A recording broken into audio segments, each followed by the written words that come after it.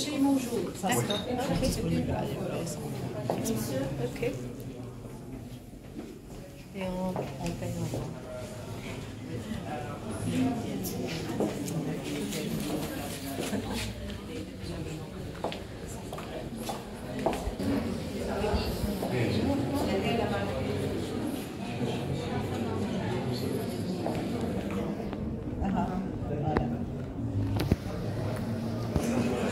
On avait Vladimir Ojanski et maintenant c'est Maria qui s'occupe de nous. Et Inès Labouni, c'est notre chef de mission sur justement la mission zone touristique. Voilà. Une des missions.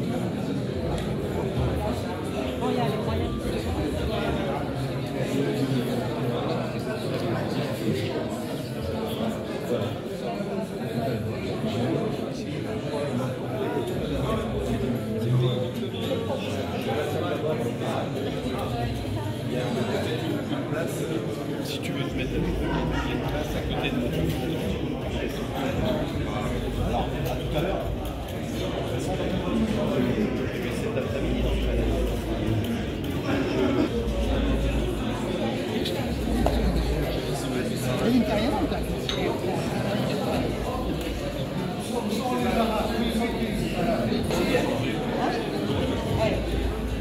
Bon, maintenant, on passe à la nationalité. Amel Jaïd. Bonjour. Alors, bientôt la régularisation des maisons d'hôtes. Ça fait longtemps que vous recherchez ça? Alors, bientôt, c'est déjà il y a 2 ans, Téli, et c'est probablement encore 2 ans en avant, parce que concrètement, on n'a pas de date pour les cahiers des charges. En tout cas, vraisemblablement, il y a la confirmation de son imminente sortie. En tant que fédération, en tant qu'entrepreneur moi-même, en tant qu'agitatrice en faveur des hébergements durables et alternatifs depuis longtemps, je pense qu'on est sur la ligne d'arrivée. Ça ne saurait tarder. De toute façon, le marché, comme on a dit aujourd'hui, on s'est imposé avec un taux de pénétration de 10%. Le nombre n'arrête pas de croître. Donc il est urgent de mettre de l'ordre, d'autoriser les gens à travailler parce que c'est de l'emploi, c'est de la valorisation pour nos régions. Parce que concrètement, c'est un axe de développement qui est complètement en adéquation avec les attentes du marché international. Donc oui, le cahier des charges, en tout cas, en tant que Amel Jaïd, en tant que fédération, en tant que Darjbel, en tant que citoyenne, je suis certaine que le bon sens va finir par reprendre son droit. Une note d'espoir. Et que réellement le cahier des charges pour tous les hébergements, et pas seulement pour les maisons d'hôtes, les gîtes ruraux, les hébergements alternatifs va voir le jour. Surtout que concrètement et politiquement, on n'est plus soumis à des autorisations. Donc la réponse politique, elle a été donnée il y a 2 ans. Maintenant, la réponse technique, il faut qu'on s'assoie autour d'une table pour finalement mettre jour à ce cahier des charges. Exactement. Et c'est une autre Madame Jaïd qui a confirmé ça aujourd'hui. L'autre Madame Jaïd est de l'autre côté de la barrière, du côté du ministère du Tourisme et de ses nombreux services. Et donc si elle a annoncé aujourd'hui, bien que n'ayant pas donné de date, c'est que probablement on est sur l'arrivée et l'arrivée imminente du cahier des charges qui, j'espère, sera réellement en adéquation avec l'esprit d'une entreprise familiale qui reçoit un hôte pour partager le savoir-faire et le savoir-vivre des Tunisiens. Et le savoir-faire de Madame Jaïd et toutes les maisons d'hôtes, c'est aussi un savoir-faire qu'il faut faire savoir. Absolument. Merci beaucoup. Merci infiniment. 38 500 km² de littoral risque d'être perdu en Méditerranée. 38 500 km². Pour la seule Tunisie, c'est 250 km² qu'on risque de perdre avec la montée des eaux et le réchauffement climatique. 17% de l'île d'Oqarna, par exemple, risque de disparaître. Donc aujourd'hui, ce tourisme balnéaire qui a fait un peu notre réputation et notre richesse risque aujourd'hui d'avoir un coût si on ne prend pas les mesures nécessaires. Dès lors, la perspective d'un changement climatique représente un défi majeur pour le secteur du tourisme, confronté notamment à des problèmes aigus en matière de consommation et de gestion de l'eau et de l'énergie. De ce fait, les pays riverains de la Méditerranée, États du Maghreb au sud comme ceux des rives européennes, ont une responsabilité particulière dans la préservation de leur environnement, car pouvant impacter tout le bassin et accélérer le processus de déclin du secteur du tourisme. Aussi, est-il impératif pour les pays du Sud, de se comporter en partenaire et non pas en concurrent, pour que le tourisme soit un outil d'intégration, et ce particulièrement pour les pays maghrébins. Excellences, Mesdames et Messieurs, honorables invités, alors qu'au nord, on est confronté à ce qu'on appelle depuis le milieu des années 2010 au surtourisme. Au sud, on se plaint d'un déficit de flux. Il est peut-être utile de rappeler ici ce qui s'est passé en 2017, depuis 2017 d'ailleurs, du fait d'un grand nombre de manifestations anti-touristes qui ont éclaté dans plusieurs destinations, notamment méditerranéennes, telles que Barcelone, Venise, Rome, etc. ou sur la côte adriatique. Aujourd'hui, nous sommes appelés à réfléchir ensemble sur la manière de gérer ce surtourisme au nord pour que tout le monde en profite, et notamment notre pays, la Tunisie. Notre forum est à ce titre l'espace idoine pour en discuter et proposer des idées pour une meilleure écoute des nouvelles tendances du tourisme mondial. Il n'échappe à personne que les pays méditerranéens ont besoin d'un plan stratégique complet pour leur action future et pour relever les défis qui se posent au secteur. Si la crise a été l'occasion pour nous pour réunir toutes les parties concernées, il reste à s'entendre aujourd'hui sur une vision commune et à déployer une stratégie globale à même de donner un autre sens au partenariat dans ce domaine. Ceci implique la mise en place d'une gouvernance locale forte et volontariste et l'introduction de nouvelles régulations touristiques dans les destinations méditerranéennes dans lesquelles le tourisme a été développé de façon organique. Excellences, honorables invités, Mesdames et Messieurs, à l'instar des pays du pourtour méditerranéen, la Tunisie n'a pas été épargnée par la crise que le secteur a connue, notamment à cause de la pandémie du Covid-19 et les effets de la montée du terrorisme durant les premières années de la Révolution. Si aujourd'hui, notre pays commence à sortir à la tête de l'eau, c'est grâce à de grands sacrifices, mais aussi et surtout grâce au soutien de ses partenaires. Notre forum regroupe un grand nombre de ses partenaires qui n'ont pas manqué d'être au chevet de la Tunisie et du secteur touristique durant cette période difficile. Nous avons aujourd'hui l'opportunité de faire le bilan de ce partenariat et d'en évaluer les résultats. Un des panels du forum va traiter de ce volet et examiner les perspectives de la coopération tuniso-européenne, mais aussi tuniso-américaine, mais aussi tuniso-suisse, et pourquoi pas intra-maghrébine dans le secteur.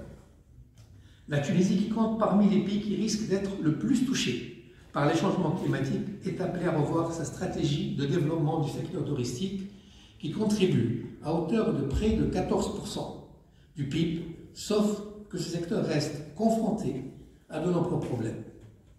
Crise de l'hôtellerie dans certaines stations balnéaires, difficultés d'adaptation et de reconversion face à l'épuisement du tourisme de masse, manque d'investissement ou de soutien bancaire dans un pays en crise économique. Confronté à la crise de modèle de tourisme de masse, à laquelle sont venus s'ajouter des problèmes environnementaux, la destination en Tunisie semblait de moins en moins attractive. Un plan de sauvetage a été décidé et les pouvoirs publics et professionnels se sont mis à explorer de nouvelles pistes et à renouveler leur offre pour faire revenir les vacanciers.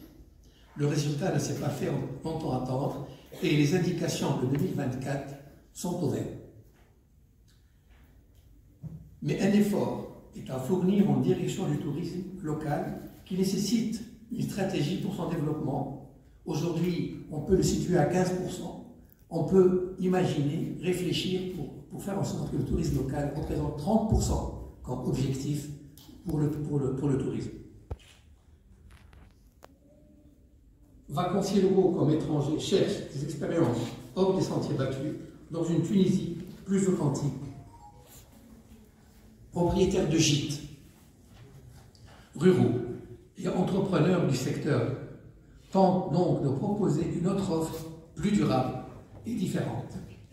Le ministère du Tourisme semble d'ailleurs bien décidé à montrer la voie puisque plusieurs opérations ont eu lieu cette année pour encourager le développement d'une route touristique autour du cinéma, d'une route culinaire ou encore d'une route du patrimoine UNESCO dédiée à la valorisation de plusieurs sites historiques tunisiens. Excellences, honorables invités, le programme établi pour meubler les débats de ce forum a pris en... Un monde unipolaire comme aux années 90 et 2000, avec une seule hyperpuissance américaine. Notre monde est en train de devenir multipolaire, mais il ne l'est pas encore, malgré l'essor tellement rapide d'autres pouvoirs, comme la Chine, le nouveau rôle guerrier et agressif de la Russie, le redessin du rôle des États-Unis ou la recherche de son chemin par l'Europe entre ces deux guerres et le monde atlantique. Nous sommes donc confrontés à quelques grands défis qui impactent sur l'évolution de nos pays et donc aussi évidemment sur le secteur du tourisme et tout spécialement en Méditerranée qui est proche ou à l'intérieur de l'espace où se produisent ces déstabilisations et ces guerres.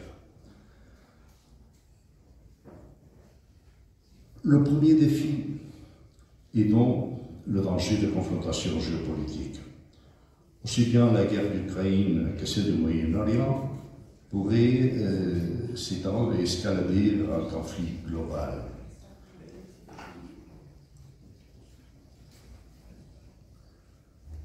C'est ce que nous appelons aujourd'hui, avec la Ramalison, le piège de lucidité, le danger de graves confrontations armées que peut déclencher la peur que l'incroyable essor économique et militaire de la Chine, comme puissance géopolitique émergente, représente pour les pouvoirs établis pendant le dernier siècle. Les États-Unis d'Amérique et le monde occidental. L'élection du président Trump ne va pas apaiser le jeu.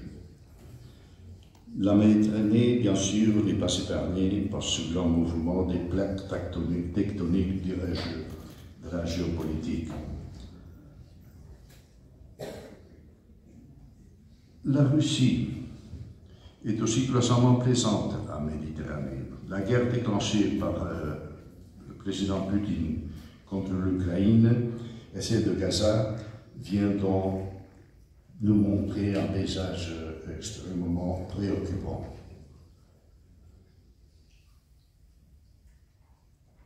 Pour son impact sur le tourisme, je dois signaler quand même l'émergence climatique, évidemment tous les orateurs vont s'y référer, qui peut changer notre planète de manière négative et qui peut changer donc le tourisme en Méditerranée en quelques années si nous ne sommes pas capables de changer notre mode de vie, notre mode de produire et de consommer comme exigent les accords de Paris sur le changement climatique.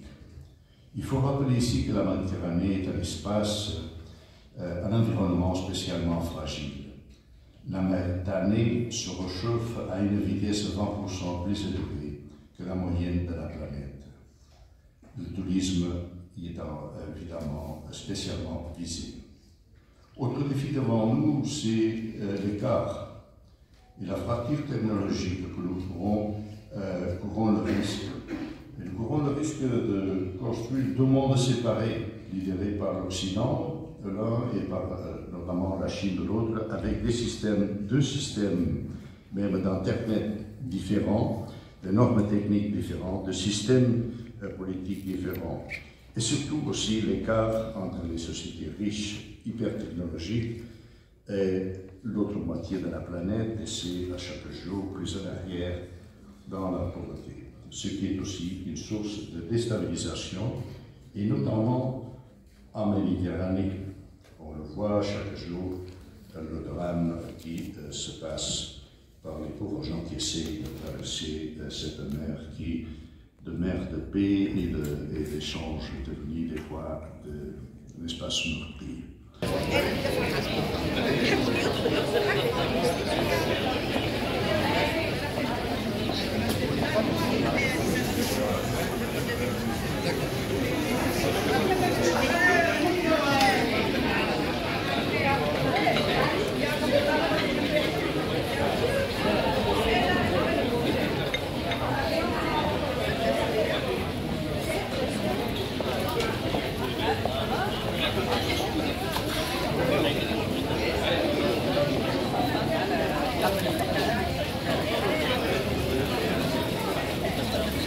Bah oui, c'est clair.